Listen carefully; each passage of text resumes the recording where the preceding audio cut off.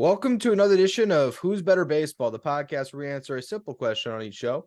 Who's better at baseball? I'm your host, Ryan Finkelstein, managing editor at justbaseball.com. Have Elijah Evans with me today. And the deadline has been hot right now in the division where we're seeing aggressive buyers that have probably been the early winners of the deadline. It's the AL West, and it's the Angels and Rangers who have been swinging deals. Let's just get into the race in general. Feel like the Astros have some real competition with multiple teams for the first time, and I don't know how long to really push them. And not to say the Astros are going to fall out of the playoffs, but they're more at risk than they've been in a long time.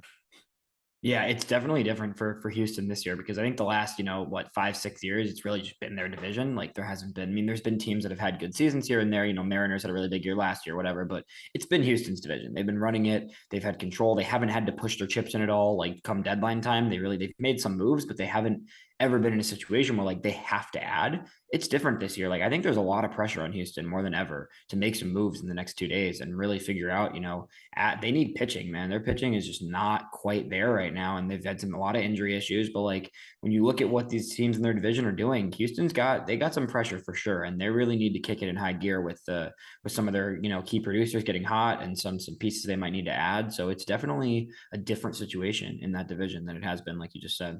And the problem is pitching is more expensive than it's ever been. Yep, And exactly. it's the market has dwindled. It seems like Stroman's going to stay put. We don't know yet on Snell. Scherzer off the board. We'll get to that in a minute. Jordan Montgomery off the board. We'll get to that in a minute. But as far as what's left over, it's the Justin Verlander thing. And I don't think Houston has the prospects to swing a deal like that, speaking as a Mets guy here. And then it's, I don't even know. It's just Eduardo Rodriguez is the kind of big ticket name that it feels like everyone's going after. And I can't wait to see the return the Tigers get. So, yeah, the Astros are in a really interesting spot. But the focus for this episode is on Angels Rangers. Let's start with the Rangers bringing in the biggest name. And it's just because I really love what the Rangers have done. Even if you say, oh, well, they traded Luis Angel Acuna, they go out and they get Montgomery too. This is a team that had the prospects to trade. And now I feel like they've raised their floor to a point where I put them right on that same level of the Astros. I don't see the Rangers falling out of this playoff mix at this point. No, I think this team is not only not going to fall out, I think they're going to pretty firmly remain ahead of a lot of these other teams that are trying to chase them. And I think they already had the ability to remain ahead. And now they've just really solidified that because they've had a great year. You can look at their roster and say, this team is a really good team up and down. But now they've done they added two guys who are legitimate, like, quality starting right. It's not just like you're adding, you're not adding a pitcher. Like I think there's a lot of teams that are going to be trying to get like a Michael Lorenzen. Like this is not a Michael Lorenzen in my opinion. No disrespect to Michael Lorenzen, and he's going to be a good ad for some team, but this is a future Hall of Famer in Max Scherzer. I don't care that his numbers have dwindled a little bit this year. I mean, this is if you're going into a playoffs, like a race down the stretch, like you want Max Scherzer in your rotation. That's just a given. And Jordan Montgomery's been one of the most underrated pitchers in baseball this year, in the last 2 years, frankly. Since the Cardinals acquired him, he's been a great pitcher. He's not a guy that you're going to get, necessarily like a dominant shut another team down type of start. But if the Rangers are healthy, Montgomery, is he starting game 3, maybe even game 4? Right. So that if that's your third or fourth starter in a playoff series, you're in a really good situation. So I think they just took themselves they eliminated the risk of them falling off and regressing to where they maybe should be because they added two great starting pitchers. And Chris Stratton's not nothing either. I mean, he's a really solid relief arm. So, they've added both Aroldis Chapman already. We didn't even mention that. That was a few weeks ago, but they added Aroldis Chapman pre-deadline, a month before the deadline. And they added Chris Stratton. So they've got two new great bullpen pieces, and they've got two new starters with a rotation that was already solid. So, I think part of it was like they said Nathan Eovaldi went down with an injury and they just didn't even waste any time. I think the Scherzer thing was going to happen either way. And then I think, they saw Eovaldi's down. Let's go get Montgomery. Now we back for now when Eovaldi's out. You're deep in the rotation. You help, that loss you don't feel really. And then when he comes back, you're looking at possibly the best rotation in the American League.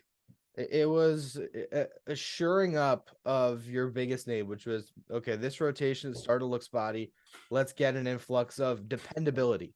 And with Jordan Montgomery, the thing is he's pitched better than Scherzer this year. So to get Montgomery in this deal, it does sort of hedge the down year that Scherzer is having. And I'll tell you what, Scherzer has not looked great this year. I've watched every single one of his starts, and I'll tell you what, he has tried to explain it after each one. What's going on? What's wrong?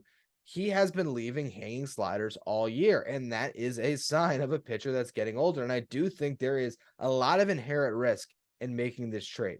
You're giving up the top 3 prospects in your system in Acuna, a guy that has a really good chance to be a solid big leaguer.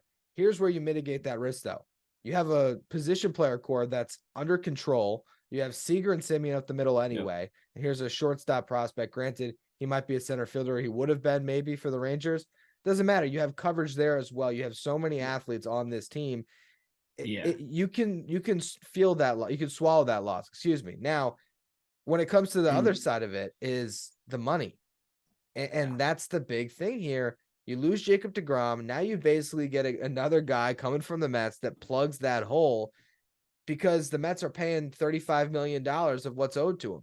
And so if you were to sign Scherzer right now to a 2-year deal and it was the $15 million this year and the 43 next year, and it's or a year and a half of about $60 million, not a great value. And you're not giving up this prospect. When you plug that guy into your rotation for $22.5 million, and next year he's basically pitching on a 1-year, $16.5 million deal if the numbers that I've read are right. Yep. That's a pretty solid addition that allows you to contend for the next 2 years, and it's worth a prospect in that instance. And when you look at this farm system, like I love Acuna as a prospect. I think he's going to be really talented. He's a very different player than his brother, but also just a total freak of nature and has a lot of different skill sets that are going to play up really well, I think, in the future. But this system is still great. You take out Acuna and as well as the 2 prospects they sent to the Cardinals, you've still got a top 10 system in baseball pretty easily. I don't even think it's really a question. That you look at the top of their thing. And also if you factor in Acuna as, you say, maybe he's going to be an outfielder because you have your middle infield plugged. The Rangers have Evan Carter and Wyatt Langford coming up in the outfield for them. Those are 2 top 20, 25 prospects in all of baseball that are not only great prospects, but like both going to be elite outfielders. So you're looking at an outfield of the future with Adolis Garcia, Evan Carter, Wyatt Langford, and Leody Taveras has also been great this season. I mean, you don't need more than that. And that's not even mentioning some of the other things they've got in their system. I mean, you got Dustin Harris and Aaron Zavala, who are also both outfielders that are talented. They've got 2 middle infielders, that plug. If Acuna was going to be more of an infield option, you've got Sebastian Walcott, who's one of the most esteemed, really young prospects, rookie ball right now. I mean, their system is great. Their system is really strong, even after these trades. So you lose one great prospect, essentially, in Acuna, but you have a team that's like, this pitching staff is really good. It's deep. It's good. You got the top end talent. You've got the reliable guys. You've got some younger talent guys. I mean, there's really no real hole in this team. If you look at this roster now after these moves, I don't think you can say there's anywhere where there's like a huge hole. Yeah, I think you're spot on there. I think what they've done is, like we've already said, they have really shored up this team to make sure they make it to the finish line of what's been a great season. And you have to do that when you're a buyer. Now, the question is where these trades will really prove to be worth it or not is what these 2 guys pitch like in the postseason, in particular with Scherzer and Montgomery. And look, again, this guy's been watching Scherzer the last couple of years. He has dropped the ball in a lot of big games. With that said, he's also Max Scherzer. And can Max Scherzer get hot at the right time this year and be a huge part of what leads the Rangers to the ALCS or even the World Series? Absolutely. And if that happens, this is a home run of a trade. Now let's move to the team, though, that is going for it, but not necessarily wisely. They're just kind of balls to the wall. Let's figure it out. Now, the Angels last week, they come out and they say, Shohei Ohtani staying. And then they make the Lucas Giolito trade and Reynaldo Lopez. And you can speak on that here with the White Sox being part of it, your team. Then they make the Cron Grichuk trade. And it's interesting because it's like they have gone about this year. Maybe it started with Eduardo Escobar and Mike Moustakas who trading for like C- additions. And now they're like shopping in the B+ to B range. And I guess maybe that's a reflection of their farm system. But also it's fresh bodies on a team that needed them. And Ohtani is that good where maybe that's all you need is fresh bodies.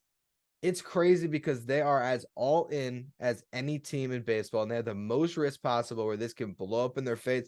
But if they give their fans 2 incredible months in a playoff run, I guess it's all worth it. Yeah, it is. I mean, I don't know. I've gone back and forth on this in my head, and there's a large part of me that's like, what are they doing? They're just basically sacrificing every future plan they have just to try for one season and compete in a league that, we've talked about. The American League is stacked right now. I think the National League is trickier to figure out. There's a lot of middling teams in the National League. The American League is loaded. When you look at who you're going to have to face in the playoffs, do the Angels stack up against the Rays, the Rangers, the Astros, the Orioles? As of now, I say no. I don't really think they have a chance against any of those four teams. But you're right. It's Shohei Ohtani. So what are you going to do? I mean, that's really what it's all about. And that's every move they've made is in with that mindset. And I loved the deal with the White Sox from my perspective as a White Sox fan. I think the Angels overpaid a little bit, but Giolito is a big ad for them. I think they needed some rotation help behind Ohtani, and Detmers has been good and Sandoval's been solid, but they needed another piece for that rotation, and they got one. But again, it's a rental. You gave up two of probably their two best prospects, arguably right now, for two rentals, a rental reliever and a rental starter. And it could totally pan out. That does help, right? But you're giving up a lot for the short term. I mean, C.J. Cron is not a piece of your long-term future, right? He's a veteran first baseman. He's going to help them out. They haven't had a stable first baseman all year. They've kind of this whole season they've been like in this position where they can't really find somebody that sticks at first base. So that's a guy who hopefully plugs in there. And Grichuk was more, for the sake of right when they saw Taylor Ward go down with injury, they immediately said, "Hey, we got to get somebody." So I mean, I get it. I understand the logic of what they're doing.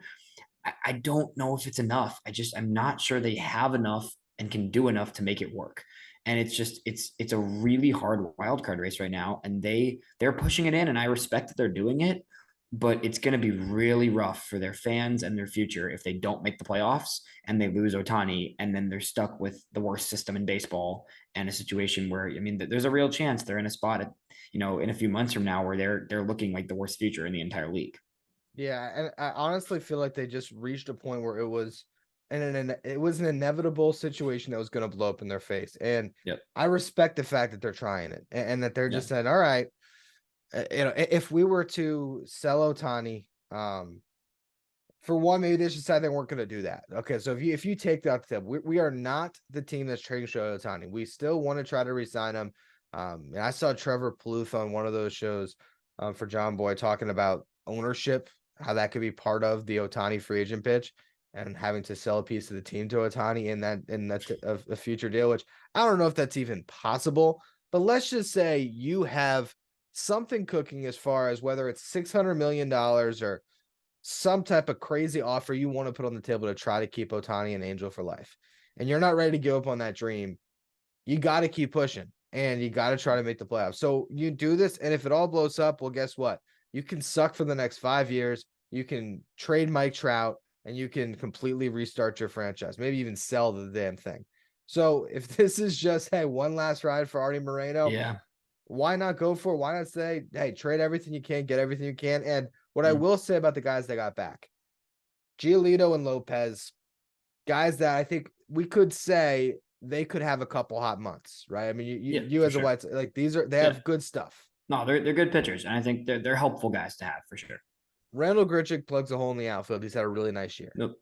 C.J. Cron started his career with the Angels, and sometimes that's a weird thing. You go back to the place like there's a sense of comfortability there, similar to Kike with the Dodgers. Yeah. And C.J. Cron is a hitter that could have a hot month, and there's 2 months left, and you're just like, hey, throw him into the trade, and maybe we get a hot month out of C.J. Cron where he hit 6 home runs for us in a limited Yeah. role facing left-handed pitching. It's a team that's just going for it. And my only question is, how else can they keep adding? Because it feels like they're going to keep trying. What else are they going to do? Like, is this just, hey, we get Michael Lorenzen back? I don't even know what they're going to do. Yeah, it's there's and a few overpay more for him places too. they can, right, exactly. There's a few more places they can add, but the other thing is like they don't have prospects left. They literally don't. They don't have a single prospect that is even near the level of some of these other teams that need, I think the Angels, they have so many bats now. When you look at their roster with all the different guys they have injured right now, I mean, Ward's out for probably a while, but you look at, you got Trout coming back, you've got Drury coming back, you've got Logan O'Hoppe coming back. I mean, he's made a remarkable comeback. He wasn't really expected to even come back this season, and the reports are that he's going to be back sometime in late August. So you've got a lot of pieces on the way. And I think the roster is basically full at that point from the hitting side of things. So you can maybe add a bat and just kind of DFA some more guys. I think eventually they're going to have to DFA, either a Moustakas or an Escobar, or demote some of their younger guys that are up. It's going to be tricky, honestly, in the roster crunch with their offense. And then on the pitching side of things, like you said, they can go get somebody, but they're going to be outbid on anybody they want essentially at this point. They don't have any chips where you can even in Lorenzen. I think other teams have a better singular prospect to give than the Angels have to give for Lorenzen. So, and I think they're priced out of Eduardo Rodriguez. I think that, there's just not a ton of things they can do now. I mean, there's still a few more things, right? Maybe there's some more veteran guys out there that, are not, teams don't value super highly, but the Angels say, hey, this guy's been around for a while. He's got experience, whatever. And we're going to take a chance and see what he can do for us in the playoffs. But it's just, they're in a tricky spot because I think they would like to add some more, but I'm not sure how much impact they can really get. It almost feels like any trade they make from now on is just going to be a trade for the sake of getting something, and it not necessarily something that's a huge upgrade over what they have right now. It's funny because I think everyone reacted on the Giolito trade. Ooh, that's a lot to give up. Yeah. And the more I look at it now, the more I wonder how much, what could that package have got them that has been dealt up to this point? I mean, the way that I think of it is like you could have done those two, added two more prospects, and had a chance for a Dylan Cease. If you're talking about the White Sox, right? Like when I was thinking of Cease, I was like, Edgar Quero is a really good prospect in my eyes, and I'm very excited. I don't know if they quite had enough for a Cease, but even I don't know, one step up from Giolito, maybe. I guess there's not that many rentals that are a step up, but maybe, I don't know, Blake Snell. They could have came really aggressive with a package for Blake Snell that was headlined by Caro. But to me, it's okay, if the White Sox decide they're going to trade Cease, that's something that is going to take a lot of time to develop.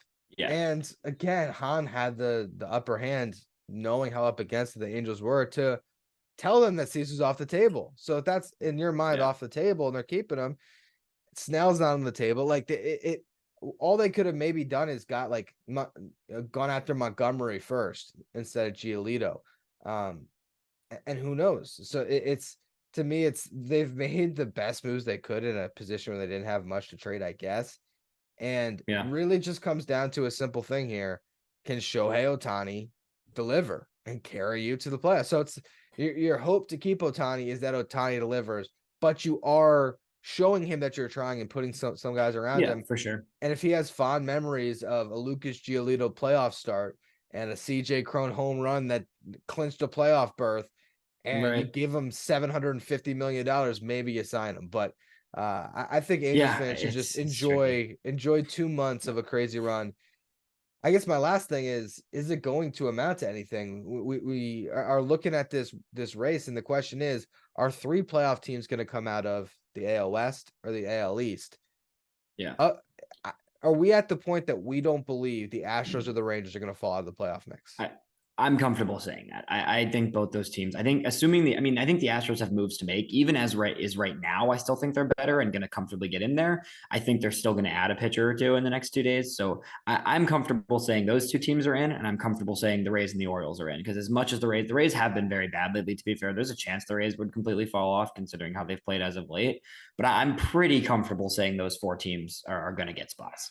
So then you're left with the Yankees, the Red Sox, of course, with the Angels in the mix, the Mariners, Blue Jays in the mix, and the Blue Jays is the team I was going to say that's the team that I think probably gets there, right? Look, the Blue Jays have a lot of talent. So I would say maybe because of all these moves, maybe you say the Angels are behind the Blue Jays as far as best shot. But even then, I don't even know. Like, I'm not even sure I'm taking them in their own division over Seattle, to be honest. I know Seattle's Seattle's had a been good. hugely Yeah. disappointing deal, but Seattle's still a better roster in my eyes on paper in many ways than the Angels are. So it's really tricky. I mean, this race is tough. We're going to see some teams that I think there's a realistic shot that the American League, there's teams that missed the wild card that have 86, 87 wins, 80, even pushing towards the 90 almost, maybe even. I mean, there's the AL race is tough this year. And the Angels, again, like if I think best case scenario, if you think of it like this, best case scenario is you get that 6 seed, you slide your way in, you face a really cruddy Twins or Guardians team in the first round. And then from there, who knows, right? I mean, I guess that if that's the best case scenario, that is possible. There's a world where the Angels can slip into that 6 seed. They can beat the Twins because the Twins are not very good. And then they can match up against either the Rangers, Astros, or Orioles or Rays, and just hope for the best at that point. And that's really all you can do, right? It's tricky, but I think they've got a shot.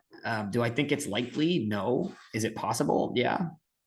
They are all in, and they're not all in with the best hand. But you know what? Every once in a while, you can still win a hand of poker without the best. Yep. And I guess when you always have the chance at getting that second ace back in your hand of Mike Trout, and you have a couple aces you can go with there as far as top flight talent, they can go on a run. If they get there, hey, we've been wanting it forever. Yeah. And in the most drowned out fashion at the end of it all, after so much, on the back of Lucas Giolito and C.J. Cron and Randal Grichuk, the Angels could get to the playoffs with Trout and Ohtani, and we can watch it, and hopefully it lives beyond the ALDS. We'll be following it all, though. A lot of trade deadline stuff ahead, so make sure you're checking out all the content we have coming your way at justbaseball.com, and follow, rate, and review wherever you get your podcasts.